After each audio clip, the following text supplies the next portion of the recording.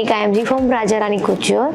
मैं पिछले 1 साल से ब्लैक मैंगो के साथ जुड़ी हुई हूँ और जैसा ही उनका नाम यूनिक है वैसे ही उनकी सर्विस भी यूनिक है।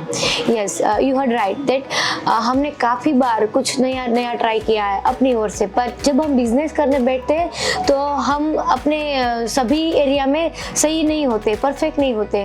तो उसी परफेक्शन के लिए कई सारी टीम को ढूंढ रहे थे कि हमारे लिए वो परफेक्ट सोचे और हमारे आउटफिट को, हमारी ब्रांड को कैसे प्रेजेंट करे, इंस्टाग्राम पे हो या फिर कोई भी सोशल मीडिया प्लेटफॉर्म पे हो।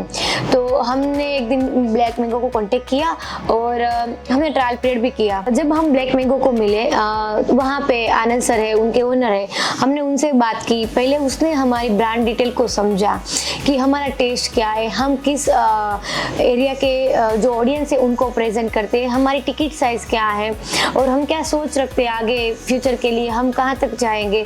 तो वो सब पॉइंट्स उसने नोट डाउन किए। फिर काफ़ी सारी बातें उसने हमें सजेस्ट किया कि हम पर्टिकुलर इस एरिया पे ब्रांडिंग कर सकते हैं, फिर ऐसी रील्स बना सकते हैं, इस टाइप के लोगों के साथ बात करने के लिए हमारी प्रेजेंटेशन करने की भी स्टाइल क्या होनी चाहिए। उस हिसाब से हमने लगभग 15 से 20 स्टाइल की कैटेगरी डिज़ाइन की। उसके ऊपर हम 1 by 1 काम कर रहे हैं। अभी हम उस हिसाब से अपनी अलग अलग रील्स को डेवलप कर रहे हैं। उनकी जो रील बनाने की जो टीम है, जो कंटेंट क्रिएशन करती है, उसमें जो डिटेल में स्क्रिप्टिंग करते हैं, डिटेल में कौन से एरिया में कैसी लाइट के हिसाब से और कौन कौन से एंगल से शूट करना चाहिए, वो उनकी टीम बेहतरीन जानती है। और उसी एक्सपर्टीज को यूज़ करते हुए हम राजा रानी कुच्योर को आज अपने टैलेंट के साथ उनके टैलेंट को भी ऐड करके इस लेवल पे पहुंचे हैं। आप हमारे 1 साल का अगर पेज ग्रोथ देखो, सोशल मीडिया पेज का ग्रोथ देखो, तो अपने आप को समझ में आ ही जाएगा कि yes, they are the right person for the right brand to grow us very high with high potential.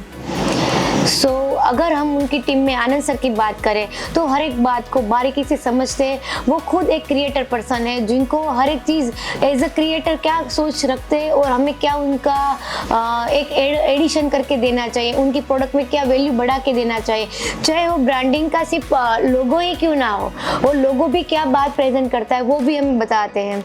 उनमें भी हमें क्या मॉडिफाई करके अपनी ब्रांड को प्रेजेंट करने के लिए कैसे कलर पैलेट को यूज़ करना चाहिए और वही कलर ब्रांड को किस लेवल पर प्रेजेंट करते हैं, क्या रॉयल्टी दिखाते हैं, वो सब भी हमें बताते हैं। साथ साथ में हमारा पैकेजिंग भी कैसा होना चाहिए, जैसे कि विजिटिंग कार्ड, कोई भी ब्रांड का विजिटिंग कार्ड कितना इंपॉर्टेंट होता है उनके लुक को लेके, क्योंकि एक छोटा सा ही कार्ड होता है जो हर एक के पास रह जाता है। वो कार्ड उनसे लेके उनके पील, उनकी बैग्स, उनके कवर्स और इवन उनके शोरूम का या फिर किसी भी जगह पे वो जो प्रेजेंट करते हैं, जैसे एग्जीबिशंस भी हो गए तो वहाँ पे भी हमारा जो मिनी स्टोर रहेगा वो कैसे होना चाहिए, उतनी छोटी छोटी बात का भी वो ख्याल रखते हैं।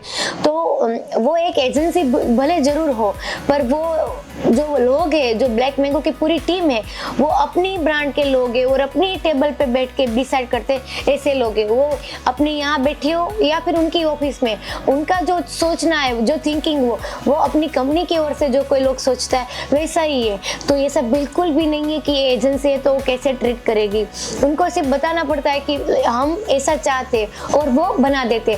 एक चीज़ और कहना चाहूँगी, अगर कोई रील में हमें थोड़ा सा भी चेंज करना होता है तो वो इजीली सोच लेते और समझ लेते कि हाँ, इनको ऐसी टाइप का चेंज चाहिए और ऐसी टाइप का कंटेंट चाहिए, तो वो फटाफट से कर देते। कई बार तो ऐसा भी होता है कि हमको खुद को नहीं पता होता है कि हमारी कौन सी रील जाने वाली है और वो ऐसे हिसाब से अपनी रील को डेवलप करते हैं, फिर उनका शूट करते हैं और आखिरी में हमको सिर्फ आउटकम बताते हैं। तब हम भी सरप्राइज रह जाते हैं कि हमारे मुंह से वाव ऐसा निकल ही जाता है कि नहीं, यही थिंग है जो हम सोच रहे थे और यही डेटा है, यही कंटेंट है जो हमारी ब्रांड को वायरल करके जाएगी।